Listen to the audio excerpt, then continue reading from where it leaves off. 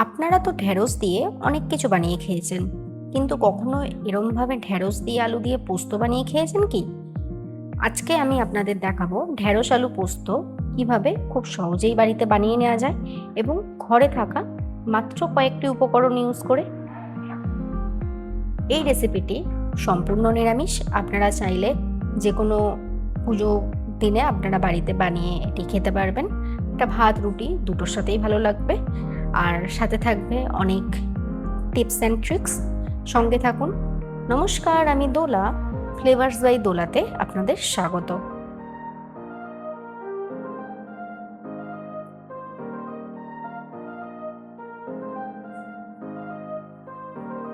প্রথমে আমি এখানে দেখুন কিছুটা পরিমাণ ঢ্যাঁড়স নিয়েছি।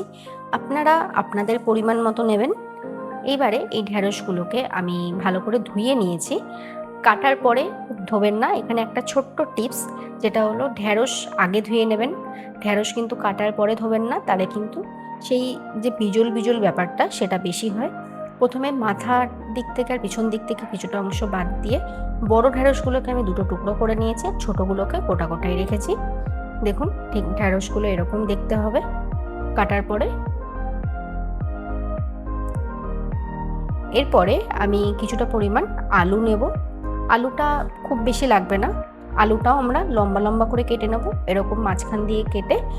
মাছের ঝোলের আলু যেরকম কাটা হয় ঠিক সেরকম আমরা লম্বা লম্বা করে আলুগুলোকে কেটে নিচ্ছি। এরপর আমি কড়াইতে তেল দিয়ে দিচ্ছি। কড়াইটা আমি আগেই গরম হতে বসিয়ে দিয়েছিলাম। বেশ কিছুটা পরিমাণ তেল দেবেন, যাতে আলু আর ঢ্যাঁড়সটা খুব ভালোভাবে ভাজা হয়। তেলটা একটু বেশি দেবেন, তাহলে খেতে ভালো লাগে। তো গ্যাসের ফ্লেমটাকে এবারে আঁচে বাড়িয়ে দিয়ে ঢ্যাঁড়সগুলো দিয়ে দেবেন তেলের মধ্যে। তারপরে ঢ্যাঁড়সের মধ্যে নুন দিয়ে দেবেন। নুনটা খুব বেশি পরিমাণ দেবেন না, কারণ মশলা কষানোর সময় তো আমরা নুন দেব। আর একটা কাজ করার সময় আমরা নুন ইউজ করব, সেটা আমি রেসিপির লাস্টের দিকে দেখাচ্ছি। আচ্ছা, ঢ্যাঁড়সটা দেখুন এরকম লাল লাল করে ভাজা হয়ে গেলে আপনারা ঢ্যাঁড়সটা তুলে নেবেন একটা বাটিতে। ঢ্যাঁড়সটাকে একটু ভালো করেই ভাজবেন। হ্যাঁ, খুব বেশি ভাজার দরকার নেই, কিন্তু মোটামুটি নরম যাতে হয়ে যায় সেইভাবে ভাজবেন। তারপরে এখানে আমি একটু ওই তেলের মধ্যেই একটু গোটা জিরে ফোড়ন দিয়ে দিলাম। আচ্ছা, এখানে বলে রাখি আমি এখানে গোটা জিরে দিয়েছি। আপনারা চাইলে এখানে কালো জিরেও ব্যবহার করতে পারেন। দুটোতেই টেস্ট হয় একই রকম। তারপরে যে আমি কেটে রাখা আলুগুলো ধুয়ে রেখেছিলাম সেই আলুগুলো দিয়ে দিলাম। এরপরে আমি আলুগুলোর মধ্যে একটু নুন দিয়ে দিলাম আর কিছুটা পরিমাণ হলুদ গুঁড়ো দিয়ে দিলাম। তারপর ভালো করে মিশিয়ে নিয়ে আলুটাকে আমি কম আঁচে ভাজতে দেবো। আঁচটা কমিয়ে রাখবেন, যাতে ভালো করে আলুটা নরম হয়ে যায়, ভাজাটা খুব ভালোভাবে হয়। এরপরে আমি মিক্সার গ্রাইন্ডারে একটা মশলা বানিয়ে নেব। সেখানে আমি 3 চামচ মতো পোস্ত দিয়েছি, ছোট চামচের 3 চামচ পোস্ত, 1 চামচ কালো সর্ষে, 1 চামচ সাদা সর্ষে, আর দেব কিছুটা পরিমাণ মগজদানা। মগজদানাটা খুব বেশি দেবেন না, খুব সামান্য পরিমাণ, অল্প 1 চামচ মতো মগজদানা। এবার এটাকে একটুখানি জল দিয়ে পেস্ট করে নেবেন। আচ্ছা, এখানে বলে রাখি এই সর্ষেটা বাটার সময় এখানে একটু নুন ব্যবহার করবেন, তাহলে সর্ষেটা আর তেতো হবে না। তারপর দেখুন আলুটা ভাজা হয়ে গেছে। আমি ওই যে পেস্টটা করে রেখেছিলাম সেটা আলু ভাজার মধ্যে আমি দিয়ে দিলাম। এরপরে ভালোভাবে মশলাটাকে আমি কষাবো।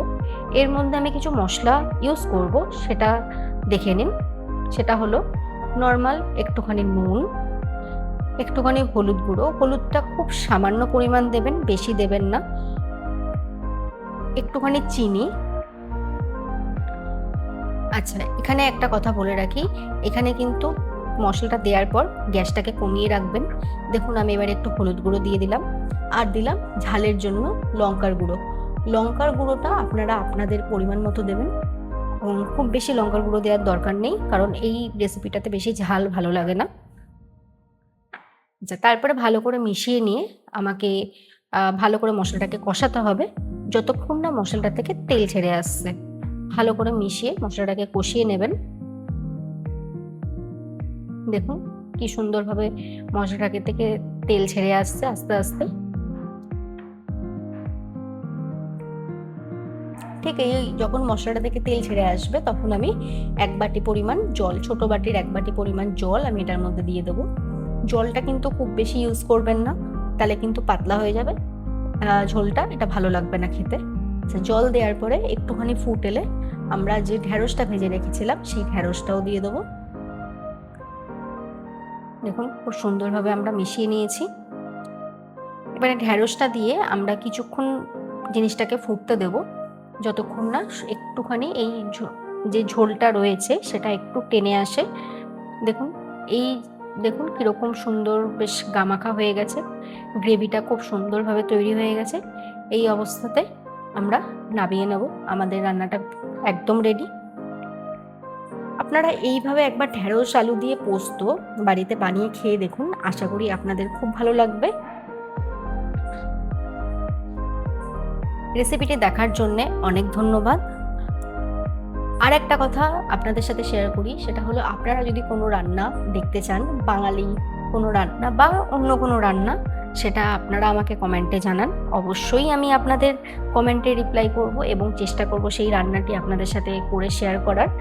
আপনারা অন্তত এই রেসিপিটা আমার কথা শুনে একবার বাড়িতে খেয়ে দেখুন বানিয়ে, আশা করি অন্য কোনো ঢ্যাঁড়সের রেসিপির স্বাদ তখন ভুলে যাবেন, তখন বারবার মনে হবে এটাই বানাই।